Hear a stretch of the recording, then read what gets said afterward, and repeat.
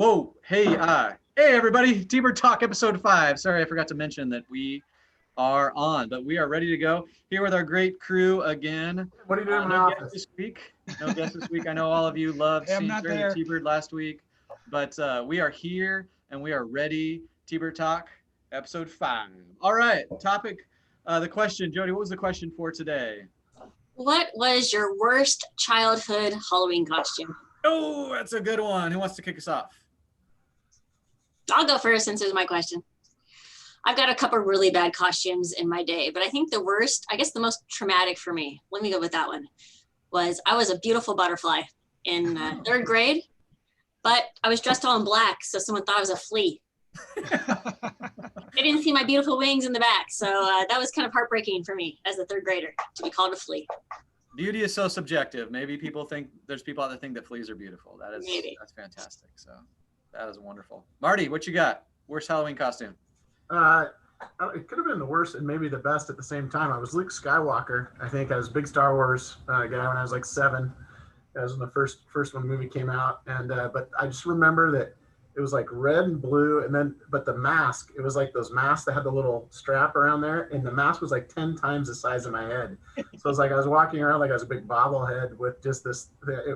It wasn't a good look, but I do like the character, so we'll go with it. That is good. That is good. I had that same issue of being too big. I know I grew up at Halloween in the 60s and 70s and being a baseball fan.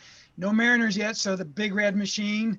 I'm going to be Johnny Bench. So borrowed some catcher's gear from a friend of my parents, and it was way too big. And I'm telling you, probably a third of the way through Halloween around the neighborhood, I was done hauling that equipment around. So, but I had to finish out, but it didn't fit. All right.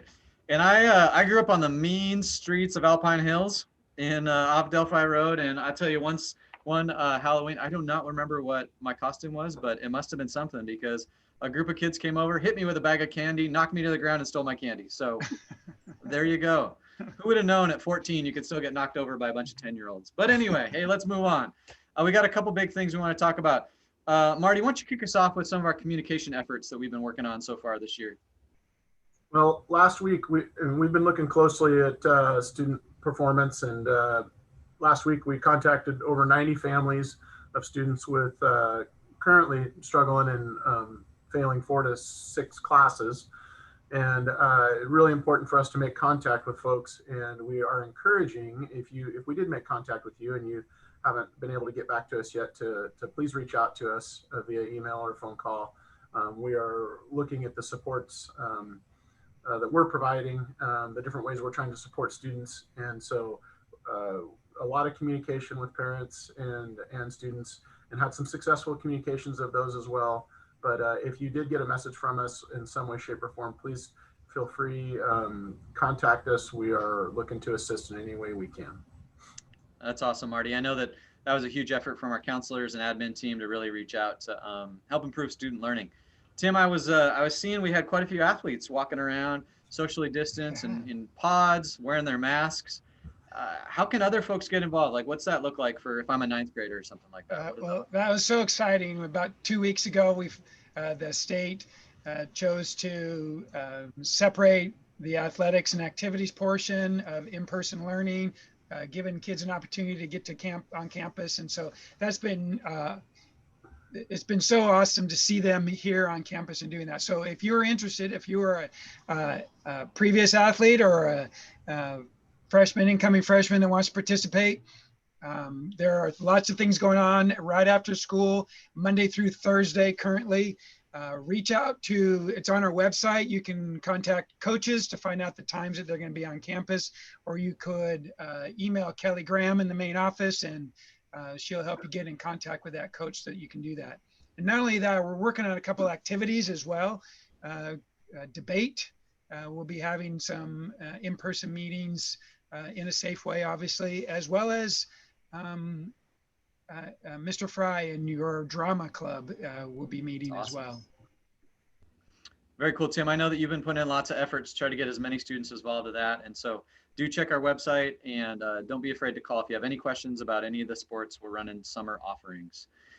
Well, as was said by Mr. Reed, we have really kind of dug into grades, and I've also called some of my colleagues around the county, and hybrid learning is hard, or excuse me, remote learning is difficult, and hybrid learning is difficult as well, but remote learning is difficult. Kids learning from home is a real challenge.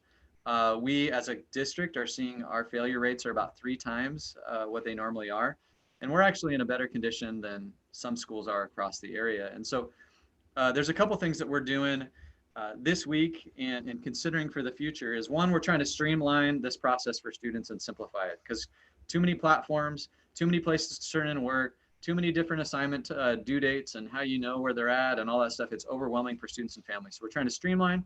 The other part we're going to do is we're talking about pumping the brakes and taking a pause because we're worried that students need some time just to get caught up. And so those are 2 things we're working on this week as we move forward. So I'm going to try to share a slide and we're going to see what that looks like. Yahoo! Yeah. New and cutting edge technology here. We'll see how this works here.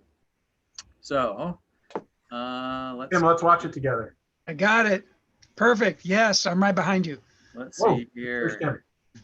This is incredible what's going on here.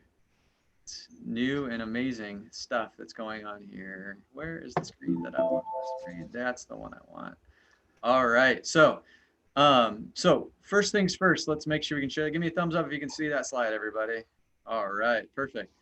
So on that screen here, first one up is we're going to teach students how to use these specific platforms. We're going to make sure that all of our students have a better understanding of what actually goes on in Google Classroom, where they're located, how to navigate the platforms. We're also finding some teachers using 4 and 5 different platforms, which is great. We've got a bunch of cool technology tools, but we're going to keep it simple. Ms. Halterman.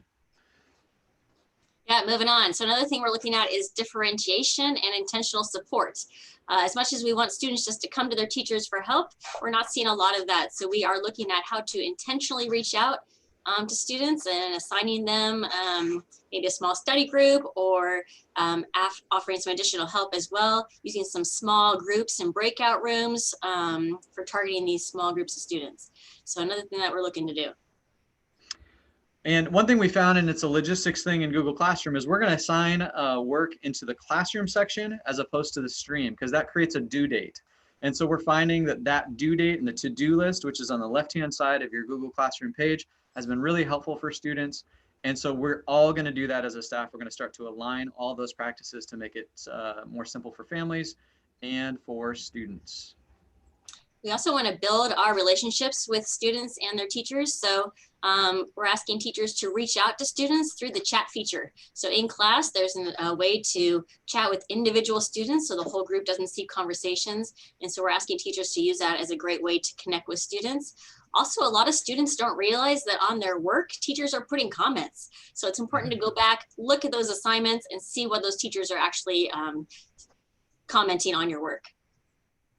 And the last thing is that we're going to have one way to turn in work in Google Classroom because some students are sharing work with teachers, some are linking them to it, some are emailing it, and we're going to streamline one way using the classwork tab, and submitting an assignment will be the way that you turn in work. And we're going to put some how-to videos for students to make sure that they're aware of what that looks like. And the big picture, folks, is that we are here to help, and we are increasing our on-campus services. Right now, we have a small group of students, usually about 10 students, who have limited access to internet, who are significantly struggling in classes, who are getting services here.